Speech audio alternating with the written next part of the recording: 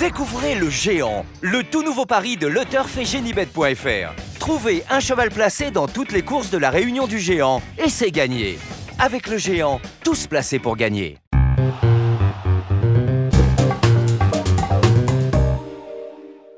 Bonjour à tous, heureux de vous retrouver sur le plateau de Paris Turf TV pour votre quotidienne reçue 5 sur 5, l'émission du Quintet Plus et du Top 5. Pour m'accompagner aujourd'hui, Damien Bazerque. Bonjour Damien. Bonjour Philippe, bonjour à tous. Damien, direction Saint-Cloud ce dimanche. On s'attendait à tenter de réfléchir sur une belle épreuve, un groupe 1, le Royal Oak. Faute de partant, ça sera le prix des boucles de Seine, une épreuve pour 4 ans et plus sur 1600 mètres, corde à gauche. Un lot de qualité, des chevaux qu'on connaît bien dans cette catégorie sur la distance. Oui, faute de grives, faute de merle, on va manger des griffes plutôt, Philippe. Mais d'ailleurs, je m'attendais à ce que, si jamais c'était le Royal Oak, vous me décommandiez. J'étais à 2 doigts ce matin, je me suis dit, ce qui va quand même faire l'émission.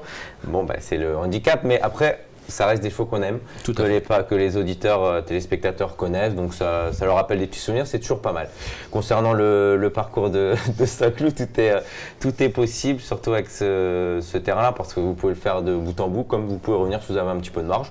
Donc j'espère qu'on aura une course régulière. Par contre, concernant les chevaux gênés, l'avantage c'est que souvent ça s'ouvre quand même à Saint-Cloud, donc ça peut être un avantage. Bon, on va voir déjà avec votre sélection, Damien. Ouais, en tête je mets le 5 Raven Ridge, ensuite le 8 Chris Payne, l'As Sapphire Side, le numéro 9 Santa Manza, le numéro 12 Dilar, le 16 Espeletaco, le numéro 6 Poker Slide et ensuite le numéro 14 Come and Find Me.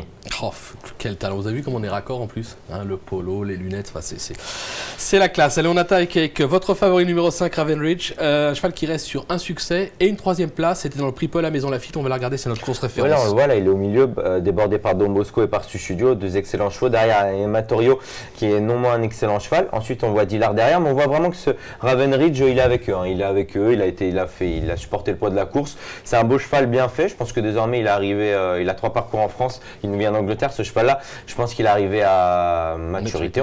Oui, je pense à peu près. Et donc, je pense que si John Hammond le présente à ce niveau-là, c'est avec une idée à la tête.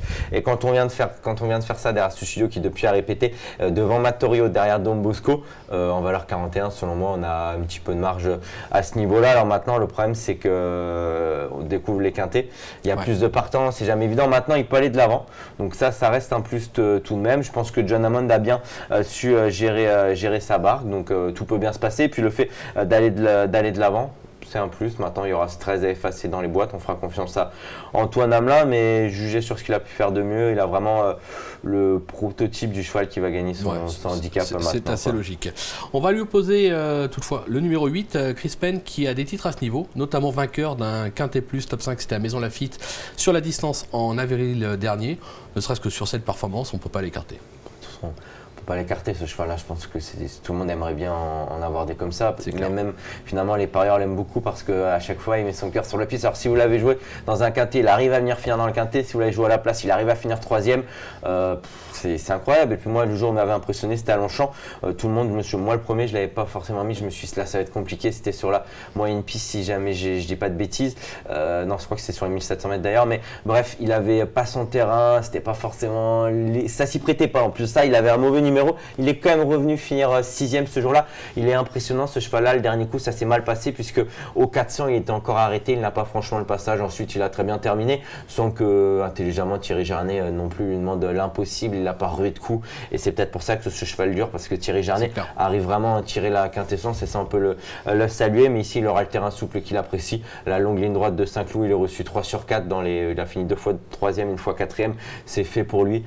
Franchement, ça, c'est la base intégrale de l'épreuve. Si on peut avoir des doutes sur Raven Ridge, lui, il va être dans les 5. C'est clair, on est obligé d'y croire. En 3e position, le numéro 1, Sapphire Side, qui reste sur une probante. Sapphire Side, je savais qu'il allait me reprendre là-dessus, mais vous allez le dire beaucoup mieux que moi, qui reste sur une probante 3e place dans le grand handicap des Milers à Longchamp. Sur sa lancée, c'est assez logique. Oui, c'est un cheval qui vient justement de devancer Sapphire Side, qui vient justement de devancer Santa Manza et Chris Payne. Ce jour-là, il avait eu un meilleur parcours, mais je pense que son seul échec récent, c'était le grand handicap de Deauville. Et souvenez-vous, à l'image de Poker Slide que j'ai mis un peu plus bas, ce jour-là, ils étaient dans la mauvaise partie de la piste. C'était impossible de revenir. Hein. Côté corne, on s'engluait, ça ne servait à rien. Mais bon, voilà, donc du coup, il a des excuses. Et le dernier coup, c'est vrai qu'il a quand même fait une probante ligne droite, jugé là-dessus, sur un terrain qu'il va apprécier. Je pense qu'il a tous les feux vont être ouverts, surtout surtout que lui a tiré le 8 dans les boîtes de départ. Hein. Franchement, je vois pas ce qui pourrait l'empêcher de faire l'arrivée. C'est clair. Hein. Surtout qu'il est très maniable dans un parcours. C'est important, il fallait le préciser. Le numéro 9, Santa Manza, une femelle, une victoire, 2 accessites et 3 échecs, enfin des échecs, 3 6e places dans cette catégorie. C'est son bilan, c'est plutôt pas mal. Maintenant, le 15 dans les stalles, elle a un meilleur bilan que moi au niveau des... C'est clair, mais ça, c'est pas difficile. Le 15 dans les stalles, ça vous inquiète pas? Ah si, Si. C'est inquiétant, surtout que c'est... Du moins qui aime quand même bien courir cachée, elle donne sa pleine mesure en étant cachée. C'est pour ça qu'au final, elle est souvent malheureuse parce qu'elle court cachée. Donc l'ouverture se passe tout le temps. Bon, c'est vrai qu'on l'a dit tout à l'heure, Saint-Cloud, c'est peut-être mieux justement pour ce profil de chevaux. Après ce numéro, on peut faire confiance au génial Christophe Soumillon pour l'effacer. Malgré tout, elle a quand même une saison chargée. Elle n'a plus trop énormément de marge non plus parce qu'elle avait été remontée de 5 kg sur son succès dans le quintet. Donc ça fait quand même beaucoup de choses pour la même jument. Voilà la raison pour laquelle après on est obligé de la mettre. J'en ferai pas une base non plus. Non. Si jamais elle venait à pas faire l'arrivée, elle aurait des excuses et je pense que personne lui en voudrait. D'accord. En 5e position, un autre cheval qui avait pris beaucoup de poids l'année dernière, c'est le numéro 12 Dillard, qui a des titres à ce niveau. Ils viennent bien courir à Longchamp.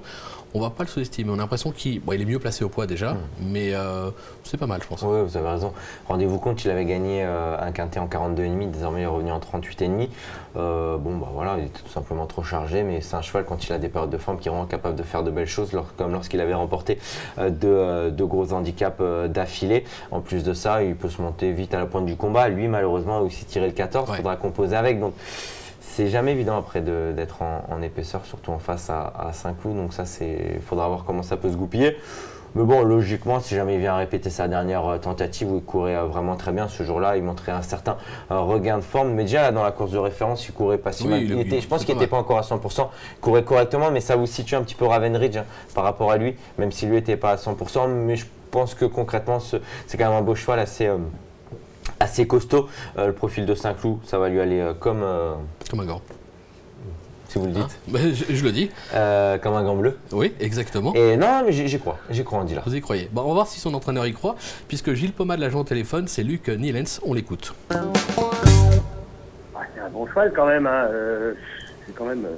C'est moi qui le monte tous les jours. Je sais ce que j'ai dans les mains. Hein. Franchement, c'est un tout bon cheval. Voilà. C'est-à-dire que c'est un cheval qui a une bonne pointe de vitesse, une très bonne pointe de vitesse, relativement courte. Donc, il ne faut pas qu'il en fasse trop durant le parcours, de façon à garder sa pointe de vitesse. Et là, si tout se passe bien, si tout s'ouvre bien, il peut placer un démarrage qui peut être très bon pour lui, quoi. On va rebondir sur les propos de Luc Nielens, juste une chose. Luc Nielens, il disait... Nielens, pardon, excusez-moi, j'ai dit Nielens. C'est parce que j'ai noté Nielens, pour ça, Nielens. Il parlait justement que c'est un cheval qui a une pointe de vitesse très très courte. Le 14, pas facile dans les stalles. Maintenant, s'il se retrouve bien garé derrière un dos, dans la ligne droite, ça peut être intéressant. Oui, tout à fait. Après, pointe de vitesse, je ne veux pas non plus contredire, mais on l'avait déjà vu faire des très belles choses ce cheval-là, donc ça me fait pas peur. Ce sera surtout une question de parcours, et s'il a le bon parcours, il fera l'arrivée point barre. Allez, c'est dit, c'est fait. On va se quitter avec une petite pépite. Oh, c'est étonnant. Dans la 6e, un petit cheval que vous aimez bien? Ouais, c'est le 608 1000 et 1000. Hein. Dans le cadran, j'étais déjà chaud bouillant. Il a fait un numéro. C'était hallucinant ce qu'il a fait. Rendez-vous compte quand même qu'il a fait les derniers 200 mètres plus vite que les concurrents de l'abbaye. Ouais, quand même. Donc l'abbaye, il y a 3 km de moins à peu près. Donc c'est quand même un drôle de cheval. Hein. Son entourage a vraiment su en tirer la quintessence quand on sait qu'ils l'ont récupéré à réclamer. Dans les quintets, il a toujours fait l'arrivée. Il a déjà couru sur le parcours, ça s'est soldé par un succès. Après, il n'est pas toujours facile. Hein. On a vu Thierry Tuliez, mais il a été vraiment excellent avec lui parce qu'il a laissé aller à sa main tout le temps. Ici, je pense que s'il va aller de l'avant, s'il y en a qui essayent de le suivre, ça va être compliqué. Mais je sais qu'il y a Cyrus Desaigles. On craint des gains, comme on dit. Yamanati, on craint pas non plus. Franchement, s'il refait la même, je pourrais écrire un livre dessus. Donc, on va faire court, sinon ça va durer 20 minutes. Mais si jamais il refait il va pas être battu. Et franchement, c'est pas Cyrus, c'est pas Manati qui vont le battre. La cote va encore être alléchante, puisque le dernier coup, il y a quand même 12 contre 1. Mais s'il refait sa dernière tentative, il est inépuisable. Il a un fond inépuisable. Il a une grande action. Thierry Tuliez, il s'en sert à merveille. Son entourage, ils font des merveilles avec. Je suis sûr qu'il a bien encaissé la course. Je suis sûr qu'ils l'ont repréparé pour cette épreuve. Franchement, cherchez pas, il va aller gagner, il va aller au poteau. Eh ben, si ça c'est pas de la passion, il faudra qu'on m'explique ce que c'est. Merci Damien pour toutes ces informations. Philippe. Merci de nous avoir suivis, surtout suivi les conseils de Damien. Bonjour à tous et à très vite sur le plateau de Paris Turf TV. Au revoir. Au revoir.